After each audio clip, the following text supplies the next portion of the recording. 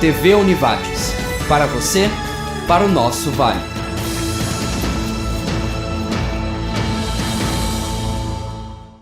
Boa noite, está no ar o programa Entre Linhas.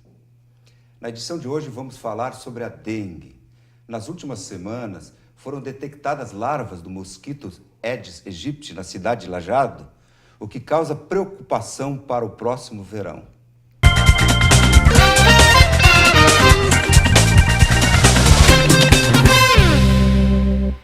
Converso hoje com o biólogo da Secretaria de Saúde de Lajeado, Fernando Dil, e também a enfermeira e professora da Univates, Paula Lohmann. Boa noite, sejam bem-vindos. Boa noite, Gerson. Estive lendo algumas notícias de nível nacional relacionado com o tema, de que no estado de São Paulo, somente neste ano, em torno de 54 mil casos de dengue foram detectados, com 5 mortes. Isso é motivo de preocupação. Somado a este fato de que nas últimas semanas foram detectadas larvas do Aedes aegypti, desse mosquito, transmissor da dengue, então, nós inicialmente vamos esclarecer o nosso público o que é, afinal, a dengue.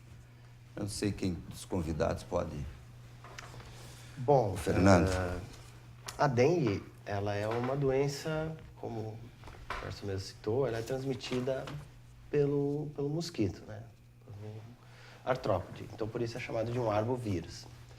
Essa doença, ela tem um ciclo aéreo, né? Então, ela é transmitida a partir em que o mosquito pica uma pessoa com a doença, passa para outra pessoa.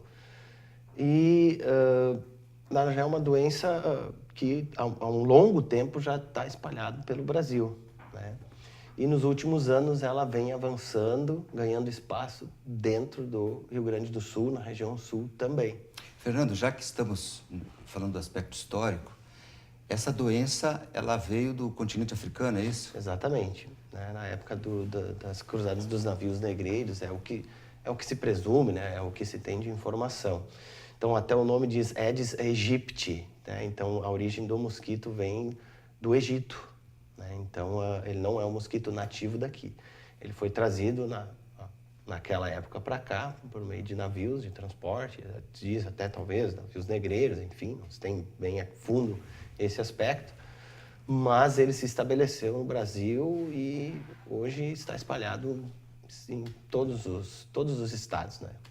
Alguns historiadores contam, inclusive, que houveram situações em navios negreiros que quase dizimou todos que estavam nele, tanto que até chamavam de navios fantasmas. Isso é importante dizer para o nosso público, para se aterem da importância do tema e do perigo que um pequeno inseto pode causar à saúde humana.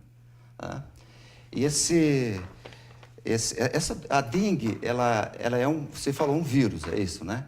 Ele tem mais que um?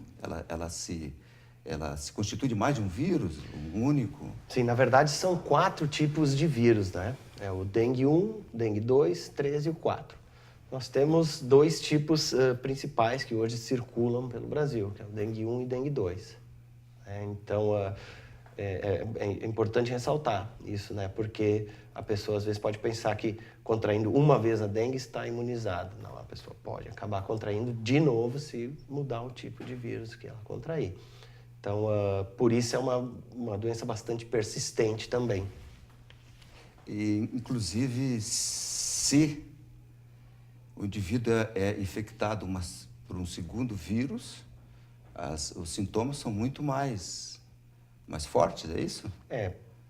A combinação de vírus, ela pode vir a provocar a dengue hemorrágica. E aí eu convido, né, eu passaria a palavra à Paula, que ela pode falar um pouco mais sobre essa questão de sintomas, né?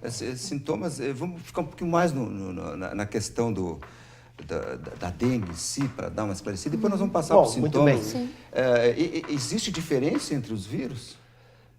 São vírus são tipos de vírus, cepas de vírus diferentes, né? Então, quando uma pessoa contraiu um vírus, vamos supor o vírus da dengue 1, certo, Gerson? Certo. A pessoa contraiu o vírus da dengue 1, ela vai desenvolver uma prevenção, né? Ela vai desenvolver anticorpos específicos para aquele vírus. Esse vírus 1, ela não pega mais, né? Ela desenvolve uma vacina natural, certo? Agora, se porventura ela venha contrair dengue do vírus tipo 2, do 3 ou do 4, em combinação com os anticorpos do vírus tipo 1 que ela contraiu anteriormente, essa combinação pode resultar na evolução para uma dengue hemorrágica, que é uma dengue muito mais perigosa. Muito importante, então, a gente esclarecer a diferença entre a dengue e a dengue hemorrágica. Quem pode nos auxiliar? Seria a dengue clássica, né? Isso. Então, seria os sintomas, dor nas costas, dor no corpo, febre, né? Que inicia... No 5º dia, a pessoa inicia com essas dores pelo corpo e ela começa a ter febre. Então, no 5º dia, já há manifestação de febre, que vai amenizar no 10º dia. Já na hemorrágica, no 5º dia, a pessoa com, no caso, o vírus incubado no corpo, com o vírus no corpo, ela vai apresentar sintomas parecidos com a dengue do tipo 1, né? No caso, a dengue clássica, e aí ela vai desenvolver o choque. Então, ela começa a sangrar, com alguns sangramentos pelo corpo. Então, pelos órgãos, sangramento gengival. Então, ela vai apresentar, vai potencializar a doença. Seria dessa forma. Então, clássico, a gente consegue tratar rapidamente, já no hemorrágico a doença evolui rápido. Então, às vezes se torna grave em função do tratamento, esse sangramento, ser o choque, a pessoa evolui para a morte. Então, tem que ligar uma luz vermelha aí pelos sintomas que a pessoa vai apresentar. E aí eu acho importante destacar também, Paula, né, como a Paula colocou, a dengue hemorrágica ela causa sangramentos, né? Por isso o nome hemorrágico. Então, ela colocou pelas gengivas, pelos ouvidos, muitas vezes pelos olhos, às vezes até pela própria pele, chegam a brotar erupções onde aparecem, o sangue verte, evacua fezes, pode urinar fezes. É bem importante os sangue, sinais. no caso, desculpe, né? Os sinais da pessoa. Evacuar sangue, urinar sangue.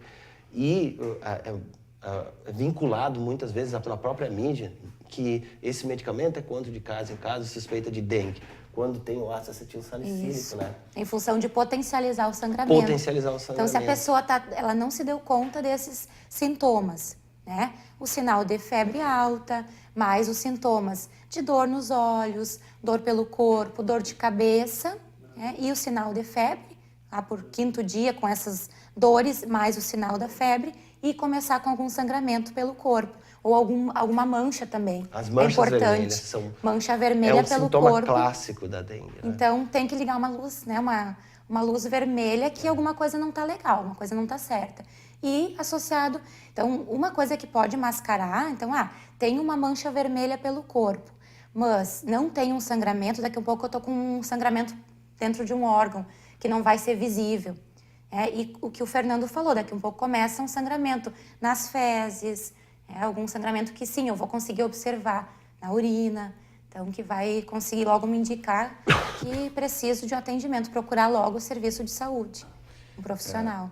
Não querendo apavorar o público, mas apavorando, porque a situação é séria, no caso de uma dengue hemorrágica, pode até causar óbito em 24 horas, isso é possível? Pode. Tudo vai depender, até a própria evolução de uma dengue clássica para uma dengue hemorrágica vai depender muito da situação de saúde da pessoa, do estado imunológico da pessoa. Então, por isso que existem os grupos de risco, né, Gerson? Tem o grupo de crianças até 5 anos e idosos a partir dos 60 anos são os grupos de maior risco. Tá bem. Nós vamos para um intervalo. Entre Linhas retorna em seguida.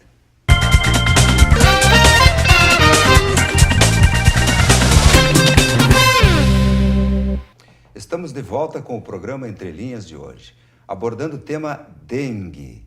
Contamos com as presenças do biólogo da Secretaria de Saúde de Lajeado, Fernando Dil, e da professora da Univates e enfermeira Paula Lohmann.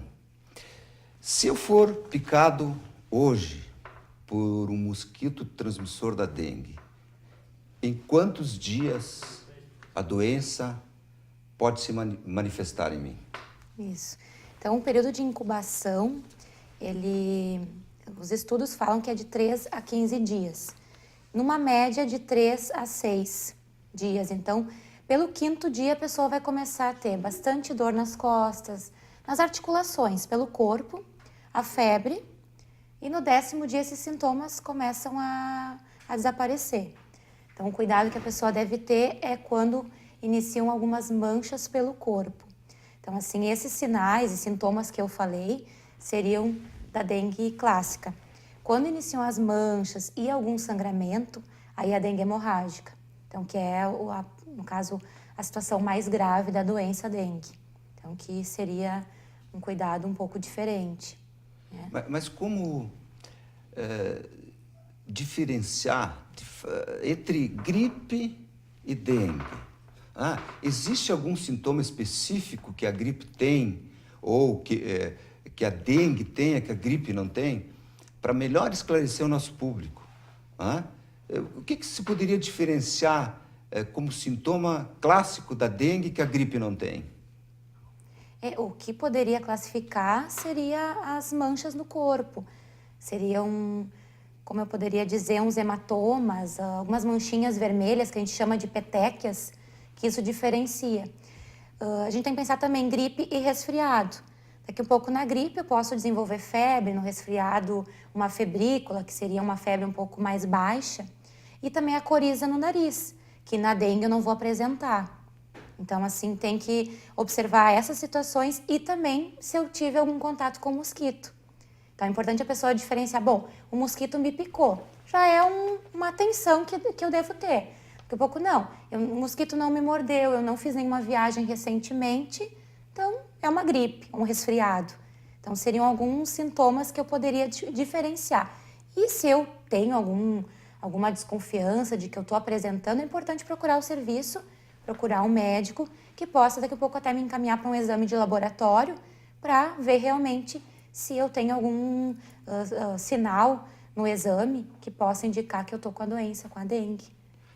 Eu tive um amigo que contraiu a dengue e ele citava como uma dor muito forte nos olhos, no fundo dos olhos. Dor Retroorbital. E que não tinha tosse. Uhum. Porque a gripe acompanha normalmente a tosse. Ela se estabelece mais nas vias respiratórias. E a dengue, ela não há tosse. E há além dos sintomas que você enumerou, pelo menos ele referia a questão de uma dor profunda nos olhos. E uma febre intermitente, né? Não é uma febre tão contínua também. É uma febre que vem muito forte, uma febre bastante alta, e que passa e volta de novo e passa, como eu falei, uma febre intermitente.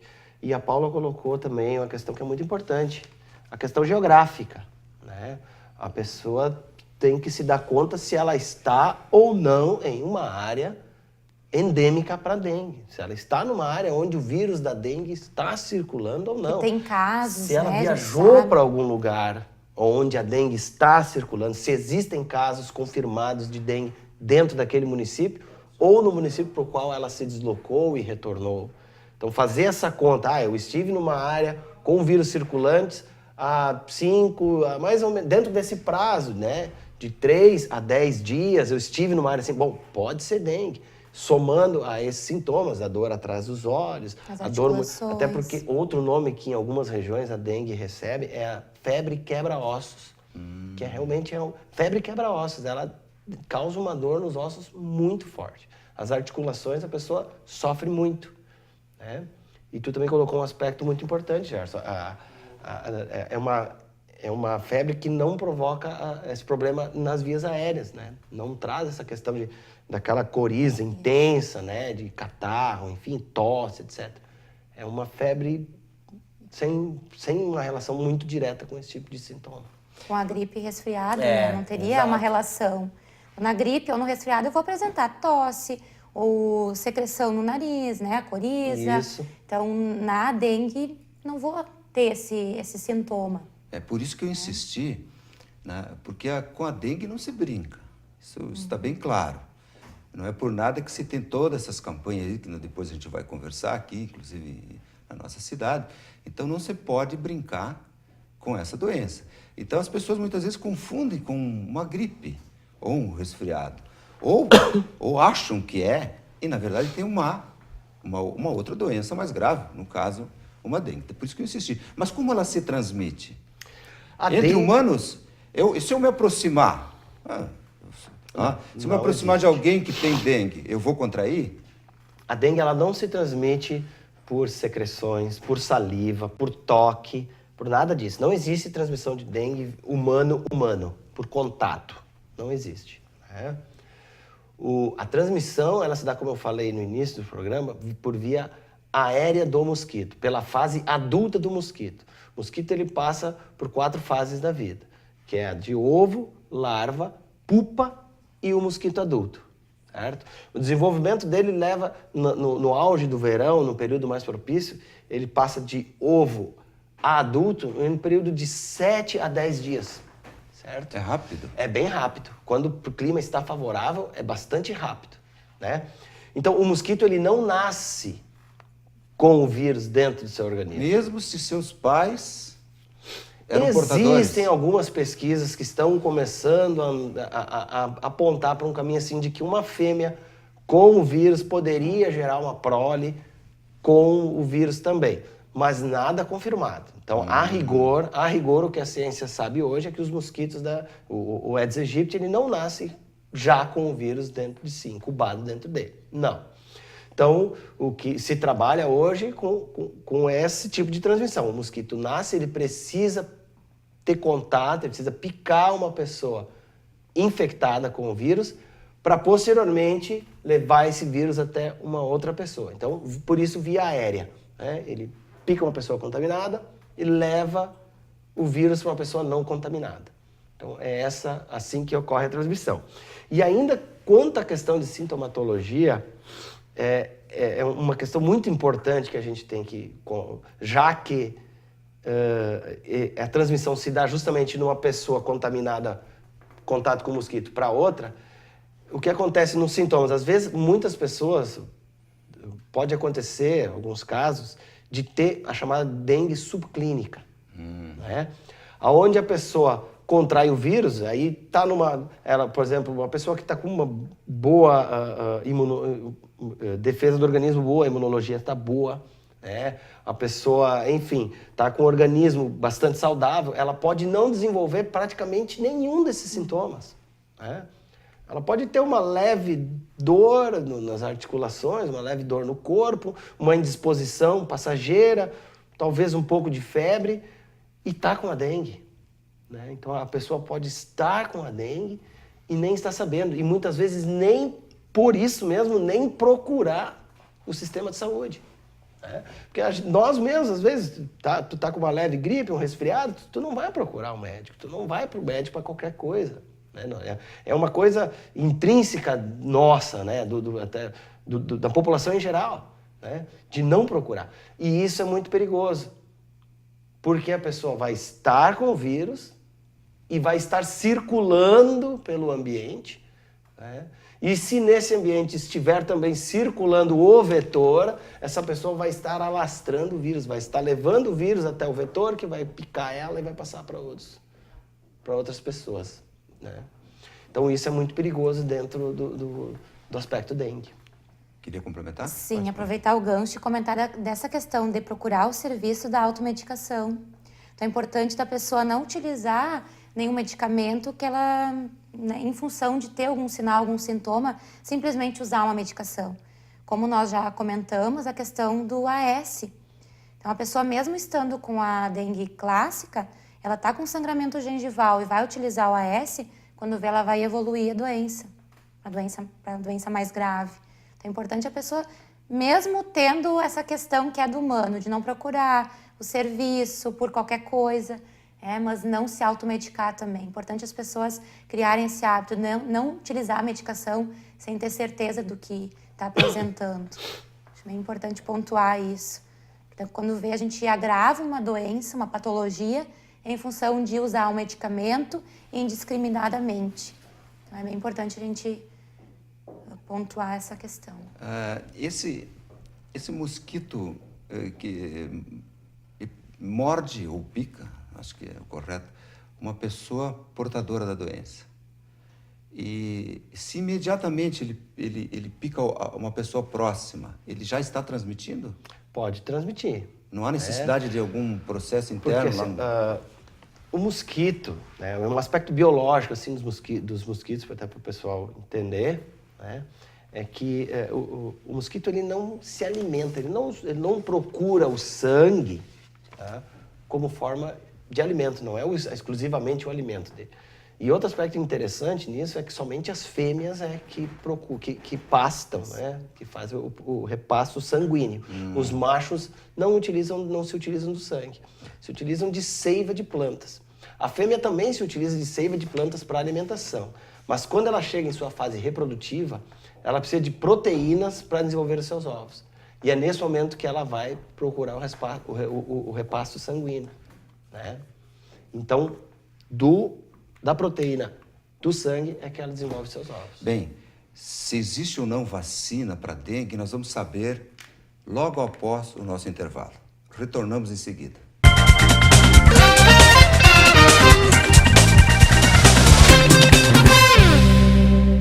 Estamos de volta com o terceiro bloco do nosso programa. No final do bloco anterior, eu deixei uma pergunta no ar. Se existe vacina contra a dengue? Quem é que pode responder? Bom, na verdade, existe uma pesquisa bastante avançada, já aqui no Brasil, inclusive, né, para o desenvolvimento de uma vacina para o vírus, ou para 2 tipos do vírus da dengue, são os 2 tipos mais circulantes. Eu confesso não estar muito aprofundado dentro desse assunto, mas o que eu tenho acompanhado, né, é que a vacina, ela ainda está esbarrando um pouco na questão da reação das pessoas ao antígeno, né? A desenvolver os anticorpos dentro de si, né? Então, ainda não estão tendo um grande sucesso, não são muitas pessoas que estão conseguindo desenvolver, né? Então, a taxa de desenvolvimento de anticorpos está em torno de 50%, 60%, e isso precisa aumentar. Então, as pesquisas estão avançando, né?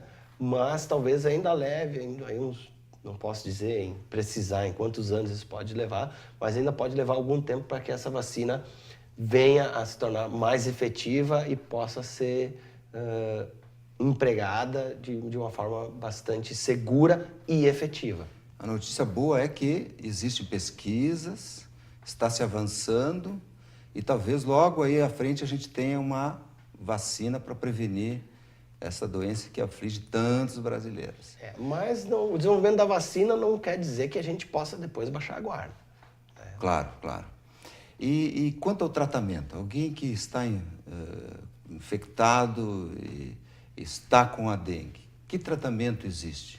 O tratamento é repouso, porque a pessoa vai apresentar bastante dor, a questão de beber bastante líquido, então bastante água, e usar a medicação prescrita pelo médico. Então, primeiro procurar o serviço e depois disso, então, repousar, usar bastante líquido, né, bastante ingesta hídrica e a questão do medicamento prescrito pelo médico. E observar os sinais, então, febre alta, se ainda vai apresentar, e os sintomas, se ela está baixando a guarda ou se ainda está evoluindo. Então, é um tratamento bastante parecido com o da própria gripe. Da própria gripe. Né? A questão importante que a Paula colocou é justamente ficar atento à evolução dos sintomas. Evolução do quadro, como qualquer outra doença que não evolua, que estanque. E atento à questão hemorrágica. Né? Ficar atento à questão da evolução das manchas vermelhas, quando existirem, que não são todos os casos que a pessoa vai ter essas manchas vermelhas pelo corpo, né? E principalmente os sangramentos, né? Porque daí o quadro é muito mais complicado. Qualquer sinal de sangramento na gengiva, qualquer parte do corpo, qualquer área do corpo, a urinária presente sangramento. Então, é um sinal de estar alerta. Porque no momento que a pessoa apresenta a hemorrágica, o óbito, a morte da pessoa é muito rápida, a evolução é muito rápida. Porque a partir do momento que a pessoa está sangrando em algum órgão do corpo, ela pode evoluir para um choque. Em função dessa perda de sangue, ela vai evoluir para um choque. O que seria um choque, digamos assim? O choque seria o corpo, ele tenta compensar essa perda de sangue. Então, todo o organismo vai funcionar trabalhando para que não haja essa perda. Em função disso, o coração trabalha mais, a frequência cardíaca aumenta. Então, o organismo tenta trabalhar para equacionar essa perda de sangue. E aí a pessoa evolui para um choque porque ela precisa colocar de volta isso que ela está perdendo. E às vezes não consegue colocar rapidamente como deveria, não procurou o serviço logo, ou mesmo já está muito avançada, a imunidade, como o Fernando antes falou, é bem importante, a idade da pessoa. Então, a imunidade já está baixa e o coração não vai conseguir trabalhar para repor, então vai acabar indo a óbito, a morte, né? Morrendo a pessoa. Me parece que a importância e a ênfase que deve se dar é que enquanto a pessoa não tem consciência ainda do mal que ele acomete, se é ou não dengue, cuidar muito com a automedicação. Porque já foi dito pela Paula, no bloco anterior, que o grande perigo da automedicação, no caso da dengue, é tomar um ácido acetil salicílico, Isso. no caso conhecido mais como aspirina, né? Que daí sim pode acelerar um processo de hemorragia, né? Pode levar ao óbito. Como foi dito no início, neste ano em São Paulo, 5 pessoas já morreram. E olha, é um estado desenvolvido, né? Então, por isso que a gente quer alertar a população e é um dos objetivos do nosso programa de hoje. Então, a gente viu que o tratamento é semelhante ao da gripe, paracetamol, portanto, né? Mas, principalmente, procurar, né, recursos numa unidade de baixa saúde para que os médicos, enfim, tenham consciência. E, para se ter certeza se uma pessoa realmente foi acometida por dengue, o exame é imediato, tem que esperar? Como para se confirmar que foi dengue? No momento que a pessoa desconfia que está com a doença, ela procura o serviço de saúde. O médico ou um enfermeiro pode atender essa pessoa, não precisa ser só o médico. Para prescrever a medicação, o médico vai prescrever, mas o enfermeiro pode atender, fazer um exame nessa pessoa, então verificar os sinais vitais, a pressão, a temperatura, todos os sinais vitais, e também fazer a prova do laço. A gente antes até estava comentando sobre o profissional estar habilitado para fazer esse exame. Então, seria, para tentar explicar de uma forma que as pessoas consigam entender, seria fazer como um torniquete, e que a gente avalia se vai formar essas manchas que a gente estava comentando, que é o indício. Tem a questão dos casos que a gente não vai conseguir, que mesmo tendo, não vai apresentar em função da imunidade. Então, a gente tem que ficar daqui um pouco acompanhando esse caso. Então, é importante a gente... não, fiz a prova do laço, não apresentou as petequias, os hematomas, não apresentou.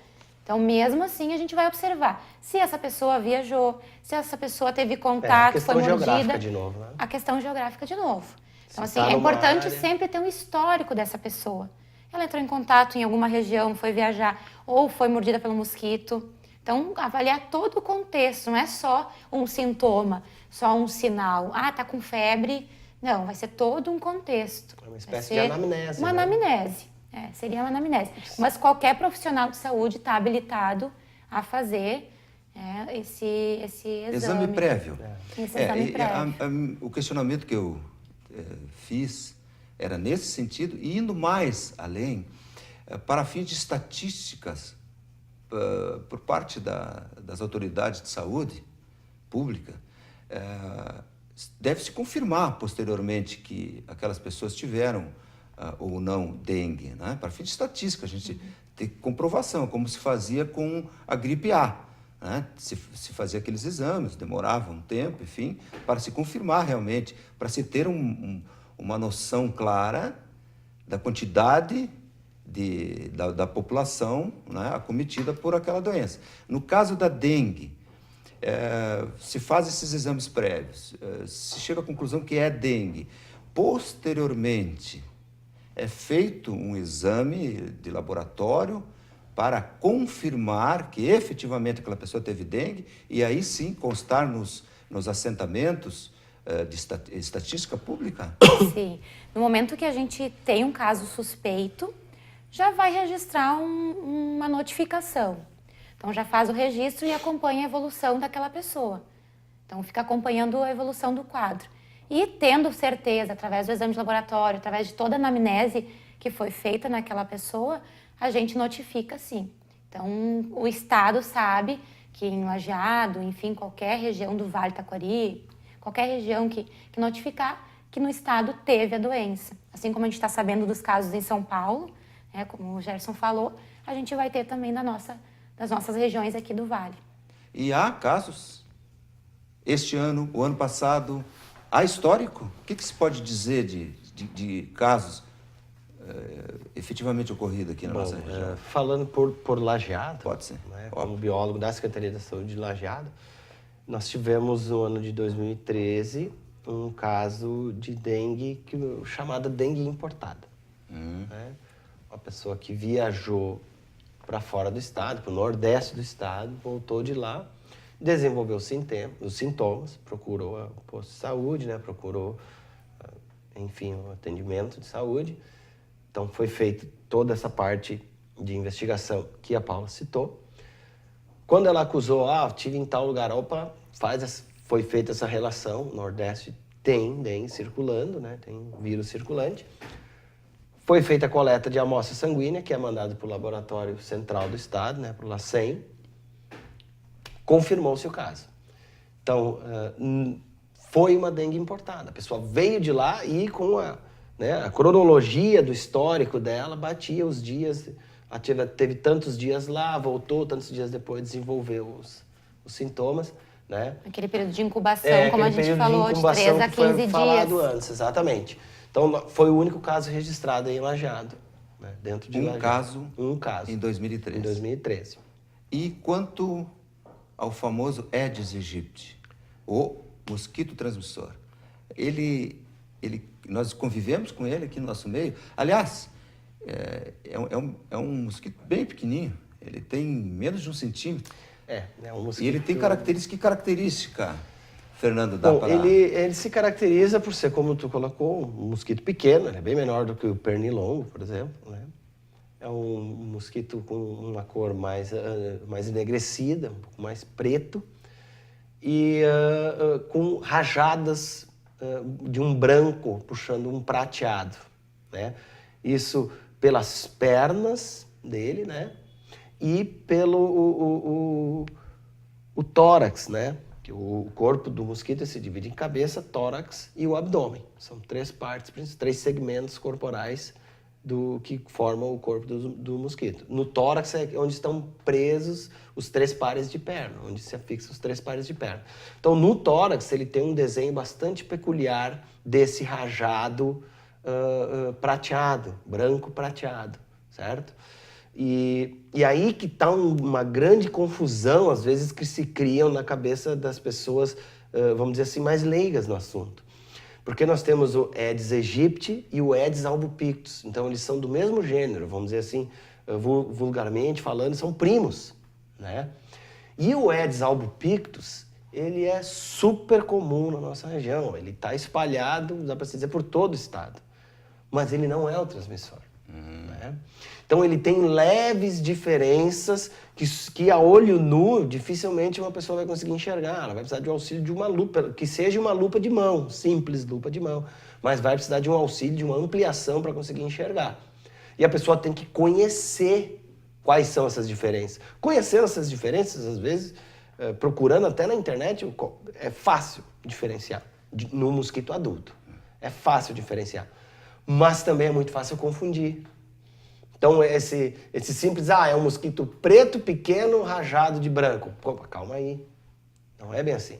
Tem o Aedes albopictus e ele é Não é bem diferente, ele é de outra espécie e não transmite a dengue. Pois bem, como prevenir? O que se está fazendo? O que nós podemos fazer? Nós vamos ver em seguida no próximo bloco.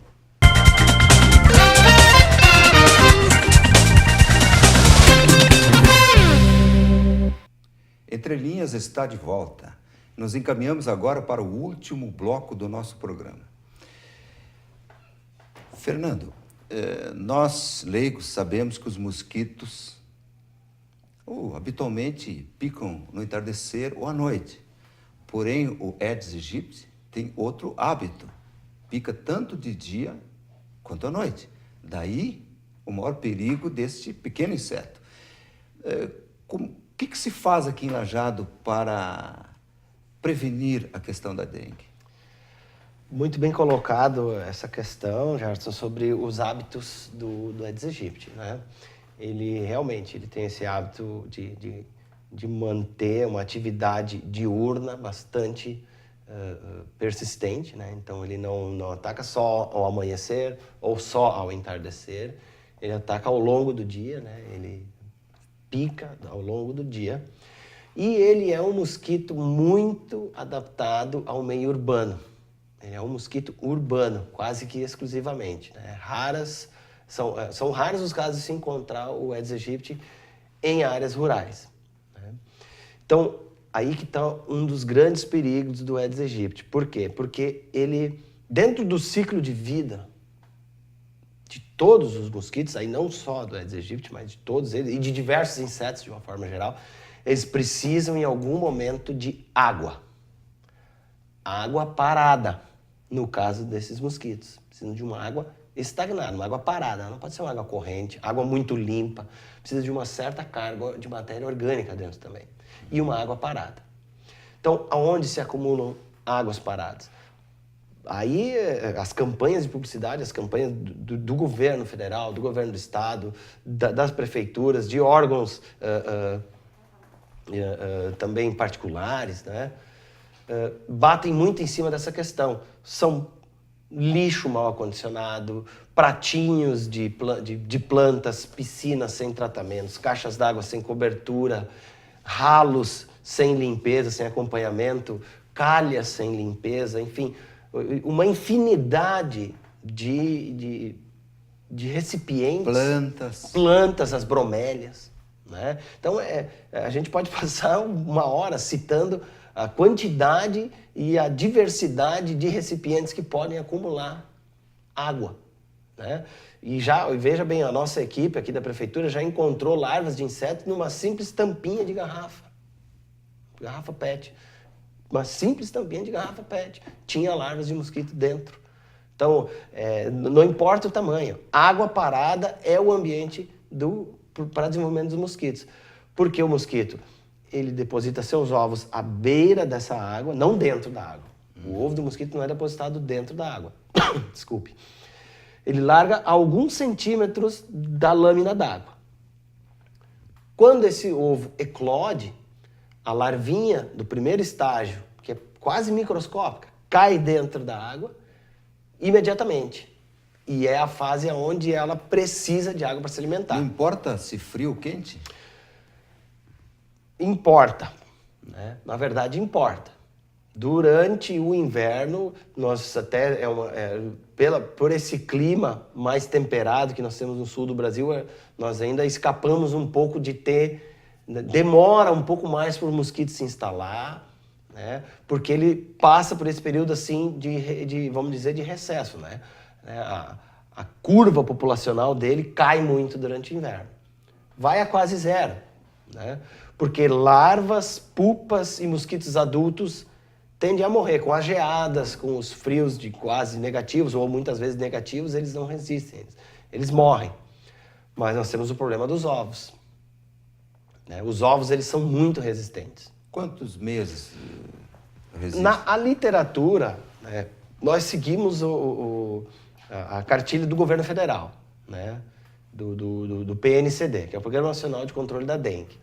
Nessa cartilha, uma coletânea de pesquisas apontam que os ovos do mosquito da dengue, especificamente falando, pode resistir por mais de 400 dias. Isso é mais de um ano. Então ele atravessa o verão, o inverno, primavera, ele fica num estado de hibernação, por assim dizer, né? Entra num estado de quiescência, de hibernação, né? Então ele reduz totalmente o metabolismo dele, fica a zero, esperando a umidade, temperatura, o clima favorável de novo para eclodir, né? Então por isso fica... E os ovos também são resistentes à maioria dos inseticidas aplicados, né? Então, por isso, a forma de prevenir, a forma de evitar a proliferação do vetor é evitar água parada, né? E aqueles recipientes que não puderem ser eliminados, que não puderem ser jogados fora, vamos dizer, por assim dizer, eles têm que ser limpos, eles têm que ser escovados, porque não adianta eu pegar o recipiente, jogar água fora, pôr o recipiente de volta. Isso é importante. O ovo pode estar depositado ali.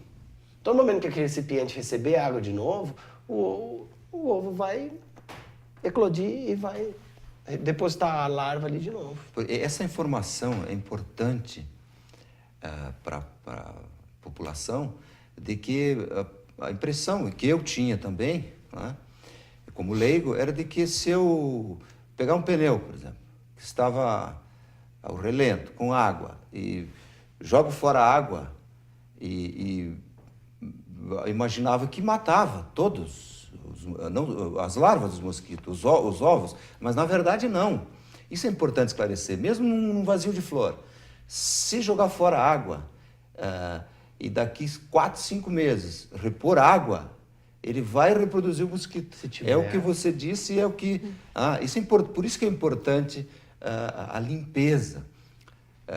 Nós sacrificamos as bromélias em favor da saúde, porque é muito difícil você manter, por mais que se orientava a colocar uma gota de quiboa ou de cloro para evitar, mas ninguém tem esse controle. Pode fazer 1, 2, 3 vezes, depois não tem esse controle. Então a população tem que ter muito clara disso. Mas aqui, para detectar um foco de mosquitos, vocês têm que forma vocês conseguem detectar? Existem armadilhas? Como vocês estão preparados aqui para... O trabalho, isso é um programa nacional. Como eu falei, o PNCD, né, que é um Programa Nacional de Controle da Dengue, ele trabalha com pesquisa larvária, principalmente. Algumas cidades, alguns estados trabalham com pesquisa de ovos, né, com ovitrampas, né, que é armadilhas para deposição de ovos. Nós, em Lajeado, acredito que Estrela também, né, que é a cidade onde a Paula trabalha, trabalha com larvitrampas, que são armadilhas para capturar larvas do mosquito. Então, nós não identificamos mosquito adulto. A gente não sai por aí com um pulsar catando mosquito pela rua. Né? É quase que impossível. Né? Não, nós temos que montar um mecanismo onde atraia o mosquito para ele depositar seus ovos, que vão virar larvas ou pupas, e a gente, então, consegue coletar mais fácil e trazer para análise em laboratório. Então, hoje, em Lajeado, nós temos uma equipe que são composta por 9 pessoas, né? Então, são 8 agentes de campo, mas eu, como biólogo, trabalhando na coordenação também e como laboratorista na identificação das larvas. E nós temos espalhados pelo município de Lajeado, o critério é de acordo com a densidade populacional, né? Com o conglomerado de imóveis, né? Então, bairros com maior densidade de imóveis e, consequentemente, de população, tem mais armadilhas. Em áreas mais afastadas, mais de periferia, tem menos armadilhas. Mas nós temos hoje um total de 147 armadilhas espalhadas pelo município. Temos também 108 pontos estratégicos. O que são os pontos estratégicos? São aqueles lugares onde a gente sabe que vai acumular água, que tem uma tendência a acumular água. Quais são? Cemitérios, lojas de materiais de construção, ferros velhos, né, os desmanches, né, postos de gasolina, borracharias. Abriu uma borracharia, a gente tem que ir lá e tem que abrir um PE, que a gente chama, né, o ponto estratégico. Como é que funciona essa rotina? As armadilhas, elas são visitadas semanalmente. Toda semana um agente epidemiológico tem que passar na armadilha e vistoriar ela. Dentro daquela questão do ciclo que eu te falei. Né? 7 dias a 10 dias, né?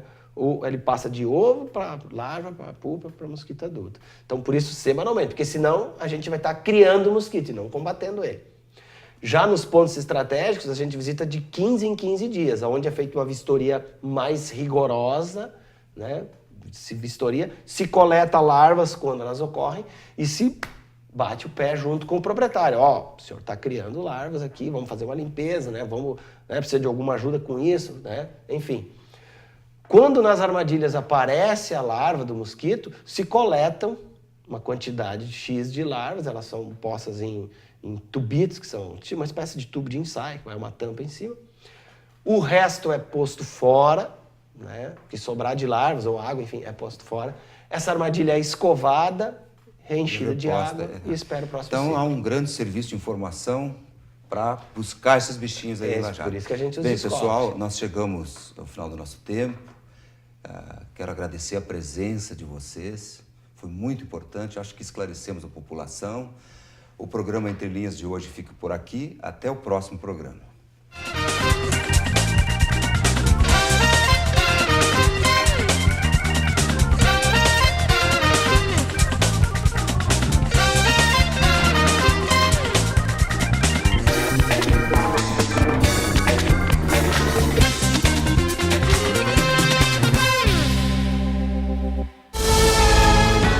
TV Univates. Para você, para o nosso Vale.